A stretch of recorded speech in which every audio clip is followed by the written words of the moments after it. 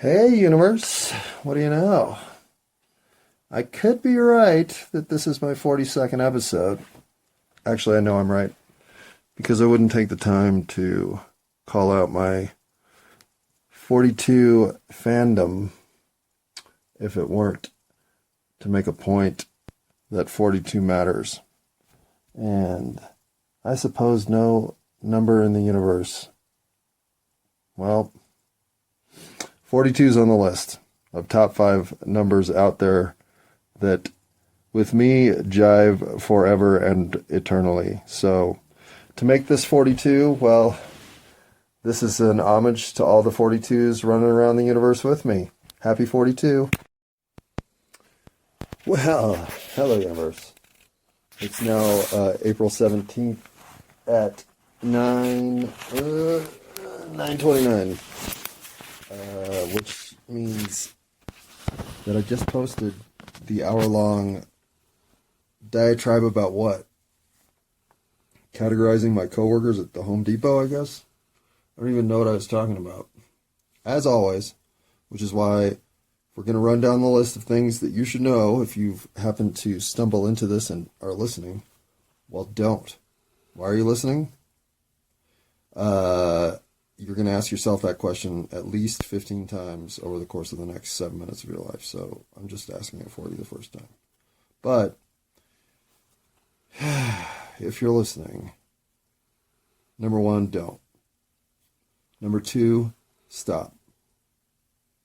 And number 3, well, at least be doing something else while you're listening. This is not intended for some level of personal revelation. There is no connectivity here that is going to make you feel like, oh, now I get it.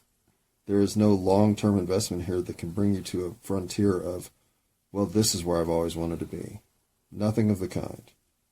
In fact, what I do propose is that if what you are doing is seeking some level of connectedness in a world full of disconnect, well, the connectedness you need to fit first is the one with yourself. I swear that's the dumbest thing to hear if you don't believe it and know it's true, because it sounds like malarkey. But you got to learn to believe it because it's true. And so, in a weird transitional way, unintended and completely off the cuff, the concept of getting to know yourself, of somehow finding the peace and tranquility of connecting with yourself, well, that's a large part of what this project was. To fill everyone in who couldn't give a shit and hasn't heard, apparently including myself. I used to work for a company called the Home Depot, and at this company, I was just a lowly garden associate for an entire year.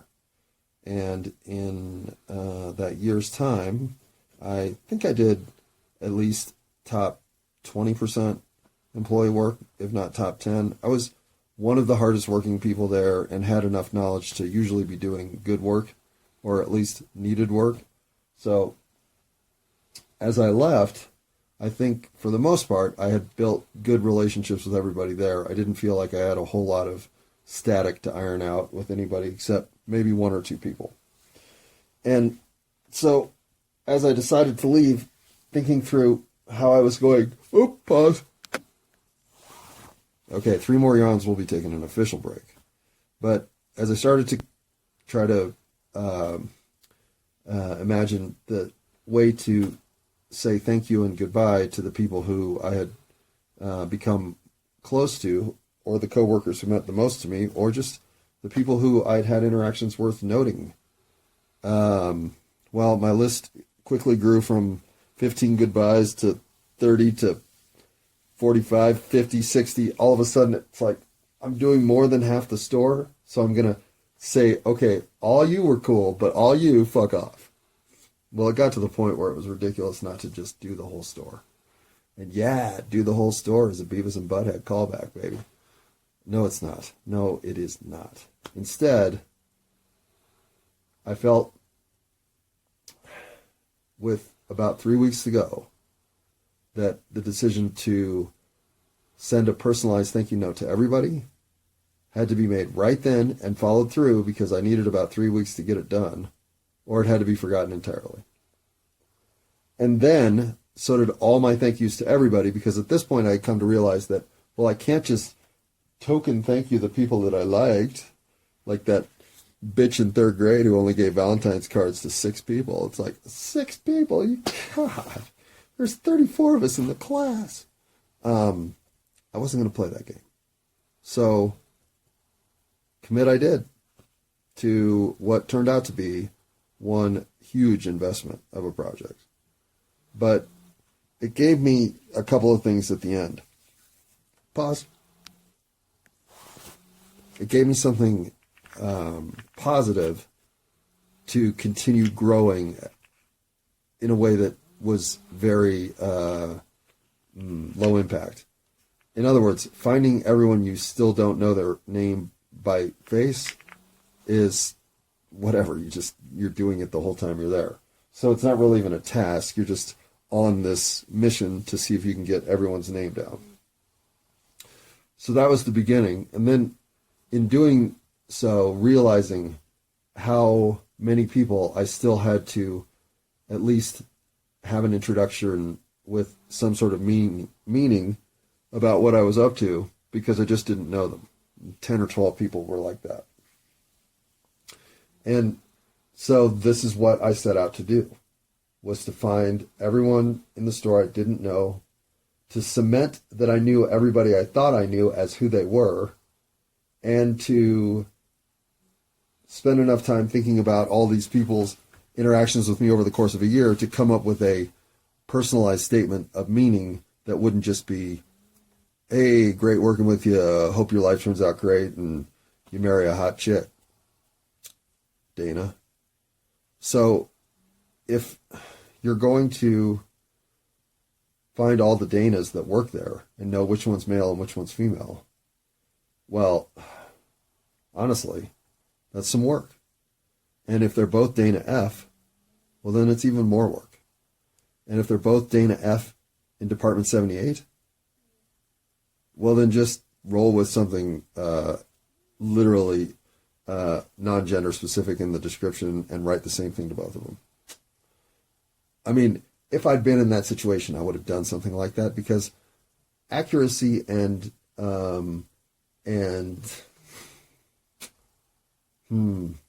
connection here. In other words, I didn't want to get one of the Chris's wrong as one of the other Chris's. And fortunately, 2 of the Chris's were in my department, but 3 of them weren't. So keeping track of all the Chris's was its own little problem. Keeping track of all the Michaels and Mikes, another problem. So when you get all of these names finally organized, you even have the idea of what you want to do for them. And then in terms of connection note, little jota, quick, remember me by this. Well,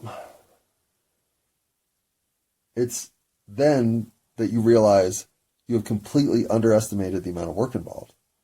You think this is going to take somewhere between 4 and 8 hours to write out 150 handwritten thank you cards, and that's not even close. In fact, as you go, you become so much more versed in what happened over the course of the year that you start expanding everybody's description a lot. And in some cases, you rewrite them again.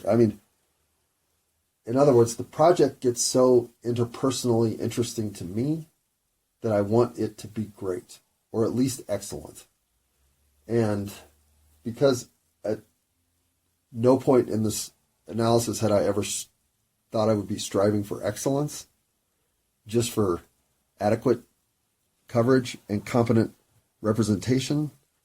But now I'm getting into it. Now I'm actually connecting with people's personal notes in a way that I hadn't expected to. And I've started decorating the envelopes, which will quintuple the amount of time I'm going to spend on this project. Though I don't know it at this point.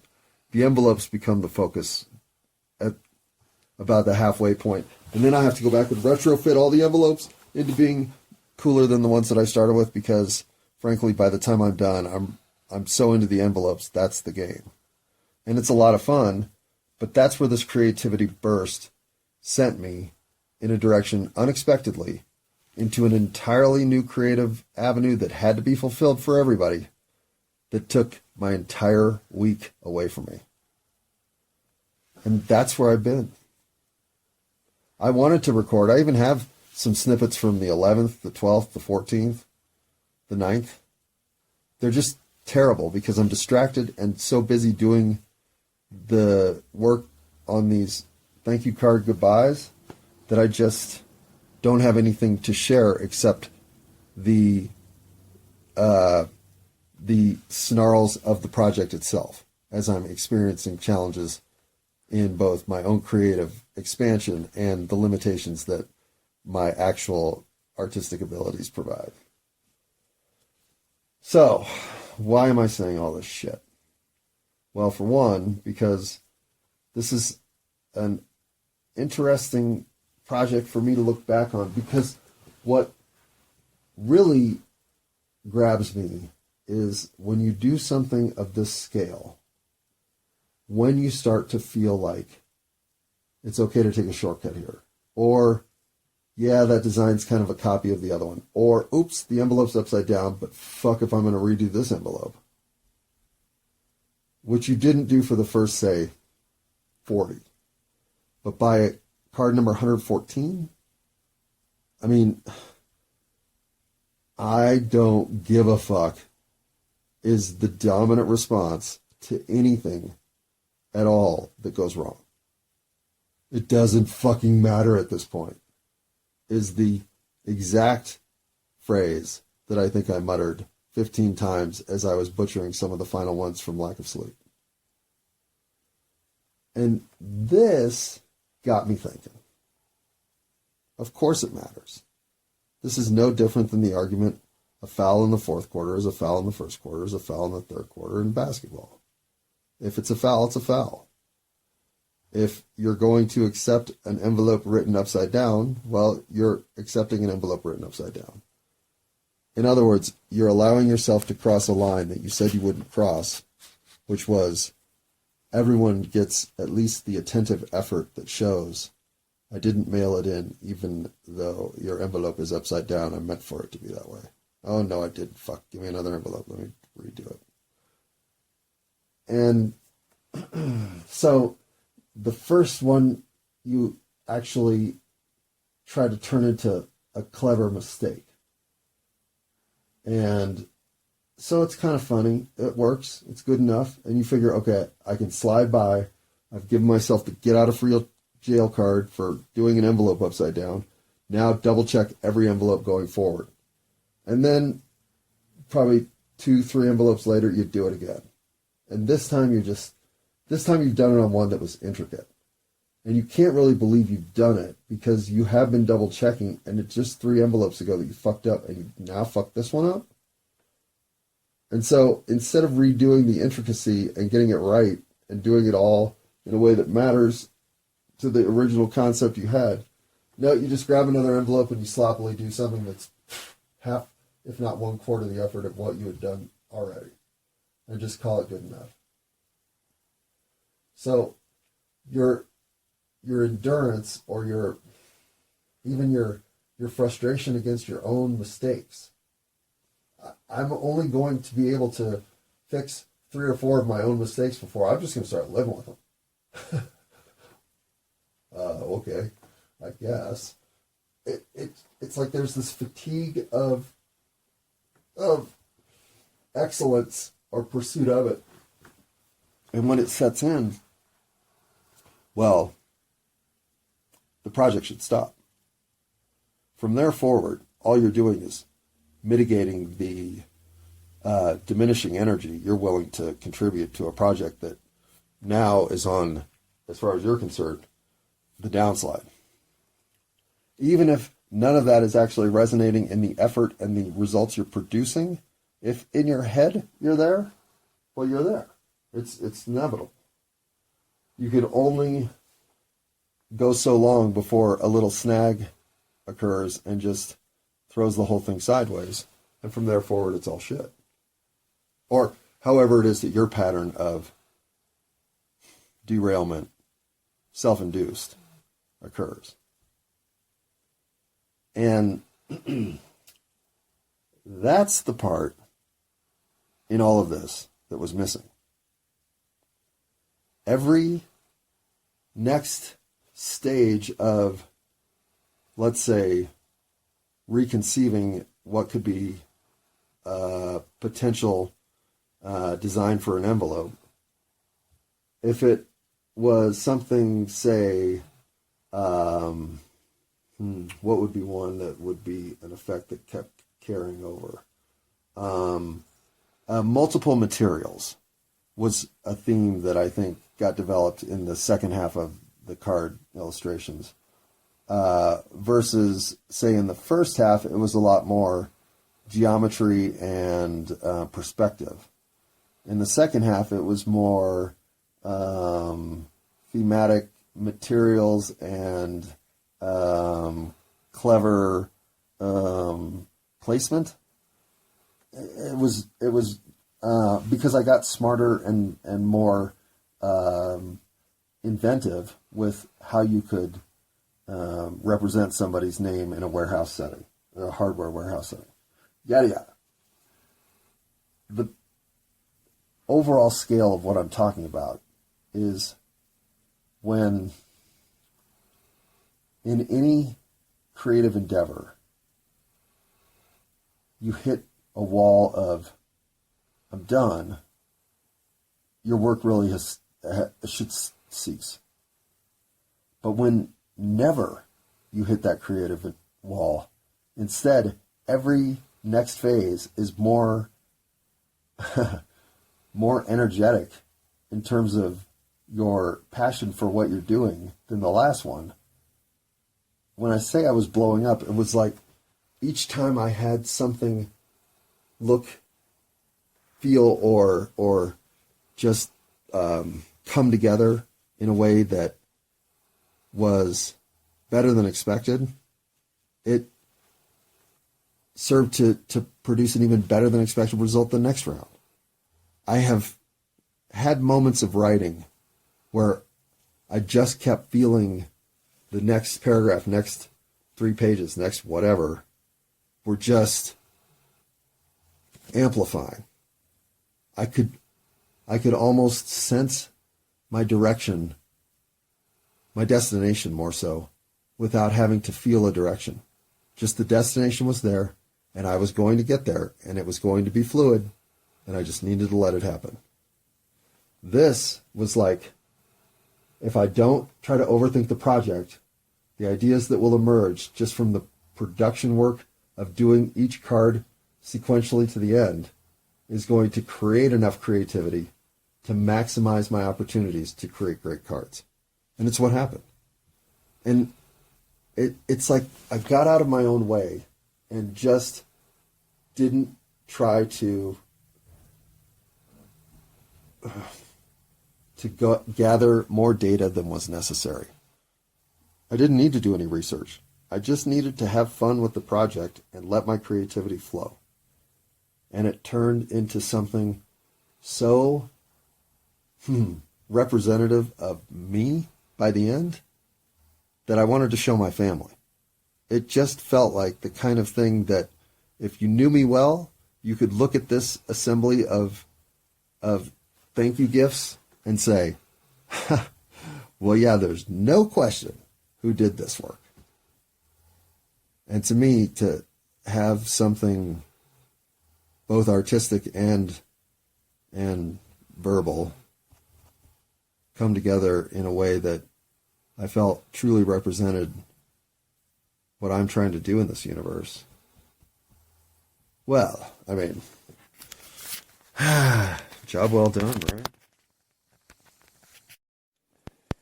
Well, I know there is a 19-minute recording preceding this one that I think, again, talks about work. And since I don't work there anymore, I'm going to stop talking about that particular place. The return karma and return energy swirls that will inevitably find their way to me from that activity will be something I'll be looking for, but not something that I'll care to update regularly until something from that grows in a way that is noticeable. And I'll explain that when I see it. But for now, that whole thing has to percolate. And sooner or later, someone will emerge from that disorientation in a way that galvanizes their belief in themselves. Or a few people should, actually. So we'll see if that happens, right? But while I'm waiting on that, I'm going to try. Let's see. When I was in Star Wars came out the Memorial Day of second grade, so I was 7, about to turn 8. And I actually didn't see the movie until I was 8. I saw it sometime in July, after I had turned 8. And then over the course of third grade, managed to see it, I believe, 11 times. And why do you care? You don't. But it was the kind of movie that was so specifically dissected by all of us that every concept, every piece of technology, every occurrence within those frames, cards, collector's items, action figures, whatever, it all had to make sense. And there was one truly weird thing that didn't make sense. And that's what the fuck happened to Obi-Wan Kenobi. And in the way it worked for our little group was, this was when the term disintegration became part of our lexicon forever. Because it was the closest thing to what happened on screen that we could truly ascribe to the disappearance of Obi-Wan Kenobi. And at a literalist age of 8, there's going to be no spiritual soul shell of meat suit finding its way to a fifth dimension of time and space that Darth Vader can't access. Nothing like that. There was going to be disintegration. Okay? So he disintegrated him. So a lightsaber can disintegrate people, right? You're a literalist. So you're going to take it to the next level. That means that what all they should be doing with their lightsabers is just running around disintegrating people. What a way better method of handling conflict than all this fighting with swords and shit. Just phew, disintegrate. Well, then what you've done is you've taken an interpretation of your circumstances. You've taken that which you have seen for the first time that you can't explain, and you've gone to find explanations in arenas in which always explanations have been found before. Want to know what that big funky looking creature in the PBS documentary that you're currently watching is? Go look it up in an encyclopedia and learn all about it. Or whatever. It was always a point of something unknown, go to reference point and authoritative knowledge access resource to discover something that then enhances your current knowledge base and continue as often as possible. Well, yeah, the problem with disintegration, though, is disintegration is a very specific dismantling of the atomic bonding and structure to a literal annihilation level. You are not just dropped into an invisible pile of burlap coat. What did he wear? He wore like a robe, right? Like a brown robe. Whatever. Teach their own. Hugh Hefner style. Go, Obi-Wan. But that thing's sitting there on the ground, right? Just the whole explanation, it kind of won't work. Disintegration just doesn't hold up. And yet it's the group consensus for how you're going to describe what happened to Obi-Wan Kenobi. And also that it's now feature of the weapon, yada, yada, right? It becomes a part of the whole Star Wars lexicon for an 8-year-old going forward, including every lightsaber fight that goes on through Empire and into Return of the Jedi. So, why am I saying any of this? Well, because what that does necessarily is it creates a line on which now we all must agree to walk. That these things can do this thing because that's what happened in the mystical surrender, the mythical point of full nirvana reached as Obi-Wan becomes a being of light and goodness, something like that, right? And as a third grader, no way do you want that explanation. That's just hokum. What you want to know is how do you set the lightsaber to go sword versus how do you set it to go disintegration? And when do they do that in the movie? Like, you're fucking 8. Everything is about, yeah, but why and how and show me and I don't understand and show me. So, this is one of those first lies that I can remember thinking, I'm just swallowing it. You just gotta, right? Like, there's no explanation. The truth is, there is no explanation. Your query can't be answered. It is likely a special effect budget consideration that instead of whatever was going to be there is now just a robe dropping because that was $6 million cheaper. I mean, whatever it is, it's nothing that your little developing, learning, putting it all together, figuring it all out. Now comes along this death scene that doesn't make any sense. Now he's a voice in the cloud. It's a moment at which if somebody had just said, well, it's whatever you want it to be. How do you think he died? It would have been so much more satisfying of a way to reconcile the scene and contemplate life, or just instead of allowing a literalist 8-year-old to go be so literal he pounds his head into the wall, you have an opportunity to let him jump on a cloud and float around, and instead of knocking him that direction, well, you invent the internet. I mean, I don't know.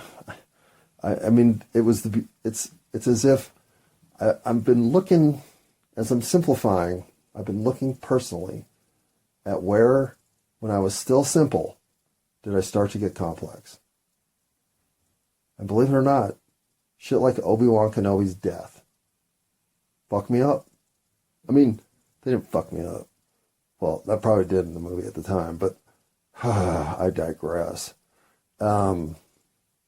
It's still to this day has never been answered. I mean, seriously, what did happen to Obi-Wan Kenobi? Would George Lucas go in there and edit that and like put in some like big old gut busting lightsabery, Darth Maul scene? Probably not.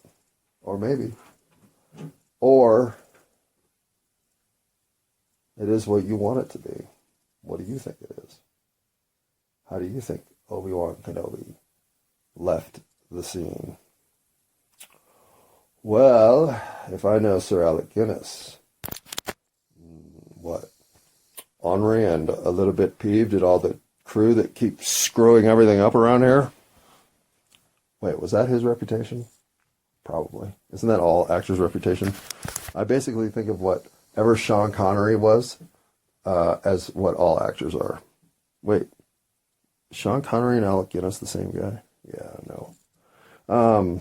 I'm just having really no fun whatsoever. But I obviously know who all of these actors are and the roles they play. And Sir Alec Guinness, I'm sure, is a charming man, though I don't know if he's still alive. So at this point, I'm going to retreat from any E.T. commentary because I don't know anything about entertainment, especially actors. But pause. Let's wait. Oh, no pause. No pause. Crossing lines. All of the lines that were drawn by accepting a reality for a description in a moment in a movie that just never made sense to me. The way that I would understand that I was going to be able to do similar retrofitting for situations later in life that became equally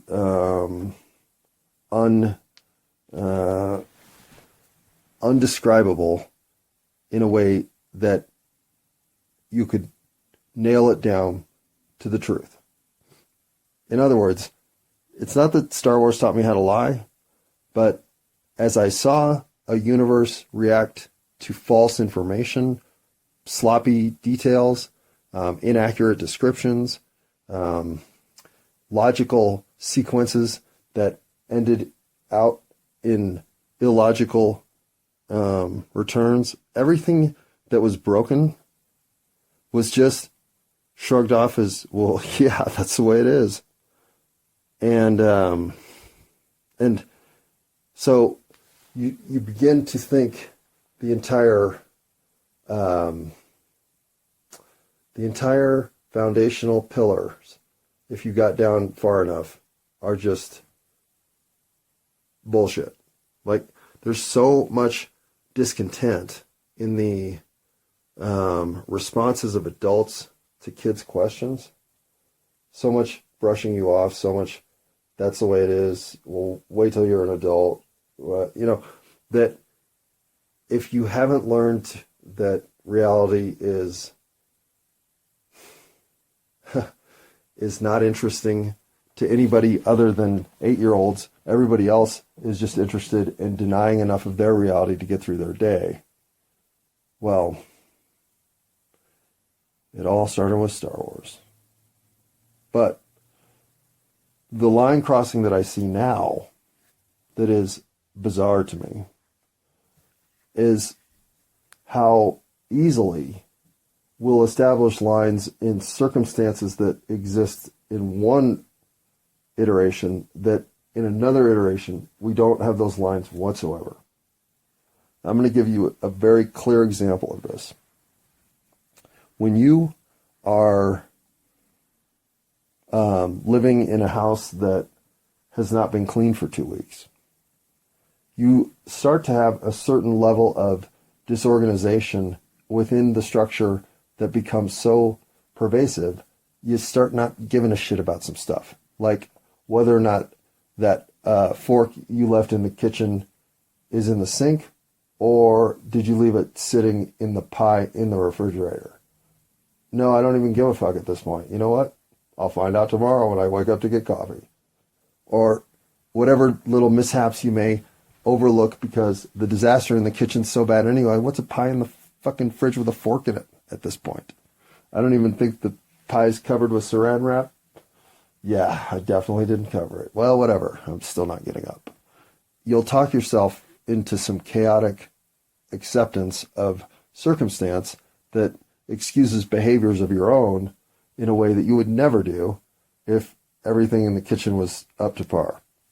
Or whatever, clean your house and the little bit of dog hair you see in the corner is all of a sudden critical when 4 hours ago you wouldn't have even been able to pick it out of anything in the living room that was wrong. So we're constantly redrawing lines that we're then allowing to slip until they get into a state of concern that we have to quickly etch a sketch, shake the whole scenario up, and redraw lines. I hadn't seen this pattern of behavior in myself and in the world around me until about a week ago, maybe 10 days. My goal of trying to simplify and look for simple trends has been so illuminating, I cannot recommend it enough. If you are listening here, maybe the one good thing I've ever been able to offer, because I've never, I'm going to have to think about how I'm going about doing this, because it's been pretty effective. But the way I've tried to analyze all of my world is, am I approaching it from the simplest possible level, or can I simplify it further before I actually either A, make a decision, or B, react, or C, overreact, which is usually what I'm trying to talk myself down from. Am I overreacting in this situation? How simple can I make the whole thing? And I found motivations readily available to be interpreted from all directions. I think I've been so busy trying to understand the unique, detailed circumstance in which this occurrence is going down and what that must mean your brain imprint looks like in the complexity of what it has to have been to get to here, because that's what mine had to do to get to here. Instead of, that man's not wearing socks. He's got sandals on. It's 14 degrees. No wonder he's looking like he wants to steal those boots. I don't know. Terrible use of stuttered language. But instead of finding things disorganized, unbalanced, the more I can simplify everything, I can see a lot more of what's there working and in favor. Boy, am I not ready for this conversation. I didn't even think it all out. So we're going to stop right now. But I am going to leave you with one more thought, because why not? And that is, if you are told that your brother-in-law has been arrested for murder, and it's a random person, no family relation, your immediate reaction is either going to be, well, it couldn't have been him. He wouldn't do that. Or, fuck, I always knew that motherfucker had something like this in him, right? You've already given his propensity for this possible surprise crime a real shakedown. Enough that if he's a concerned person that has enough of an anger issue that, you could easily have decided that his likelihood to kill somebody in an act of rage is way higher than the average person. Or some other way that you would have a confirmation bias that, oh yeah, yep, I'm sure he's the right guy. Or everything about him has said, this is impossible. There's no physical ill will in his body. He scoots spiders out of his house. He talks to ferns on his way to work, which he rides a hovercraft from the future because he invented a time machine because he's such a sweet guy. Who knows? But there's no way he could have done this, right? Well, again, our entire lives are structured in moments that are exactly like that. It's just not as easy to always see the framing as it is when, say, they tell you, hey, your brother-in-law has been arrested for murder. What? Versus, hey, your back alley crazy-ass neighbor, yeah, they arrested him for murder. Fuck yeah, I bet they did. How many? How many did he kill? Right? And this is such simplification of the actual concept of what you're framing your reality to be is what your reality inevitably becomes.